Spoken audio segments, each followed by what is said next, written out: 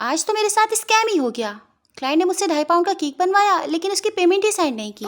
सो hey everyone, मैंने 50,000 के bank loan से अपना होम बेकरी का बिजनेस स्टार्ट किया है और आज है उसका डे 5। हुआ कुछ यूं कि मेरे पास क्लाइंट का मैसेज आया और उन्होंने कहा कि उन्हें एक कस्टमाइज केक चाहिए। उन्होंने मुझे केक की हर छोटी से छोटी डिटेल बताई कि कलर कैसा होना चाहिए, फ्लावर्स कौन से होने चाहिए, डिजाइन कैसा होना चाहिए।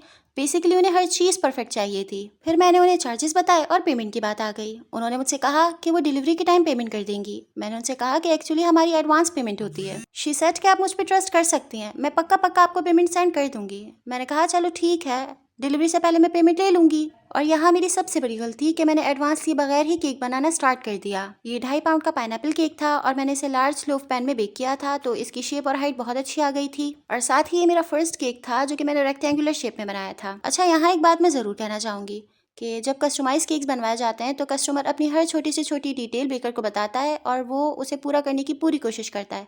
लेकिन जब पेमेंट की बात आती है तो अक्सर लोगों को ऐसा लगता है कि केक्स एक्सपेंसिव हैं। कोई भी होम बेकर आपसे जस्ट इंग्रेडिएंट्स का चार्ज नहीं करता, उसमें quality ingredients, hygiene, customization, baker का टाइम, उसकी एफर्ट्स और उसकी स्किल्स सब कुछ इंक्लूड होता है। और इसी वजह से कस्टमाइज केक्स की प्राइसिंग सिंपल केक से थोड़ी डिफरेंट होती है। फ्रॉम कोट करने के बाद मैंने केक की फाइनलाइजिंग की और क्लाइंट ने जिस तरह से बताया था एग्जैक्टली उसी तरह से मैंने इसकी फ्रॉस्टिंग कर दी। केक हमारा फाइनली रेडी हो गया था और ऑनेस्टली मुझे ये केक खुद भी बहुत प्यारा लगा था। अब बात आ गई पेमेंट की, तो क्लाइंट ने साफ मना कर दिया कि मैं आपको पेमेंट नहीं दूंगी, क्योंकि ये क्लाइंट कोई और नहीं, मेरी अपनी ही सिस्टर थी। जी हाँ, और ये केक उसने अपनी बर्थडे के लिए बनवाया था और ये वो ऐसा ऑर्डर है जिसकी पेमेंट मुझे कभी भी नहीं मिलेगी। लेकिन अब मैंने ये लेसन ले लिया है कि बिजनेस में फैमिली हो या क्लाइंट्स, पेमेंट एडवांस ही लेनी है। So that's it for today. मिलते हैं डे 6 में, फॉलो करना मत भूलना।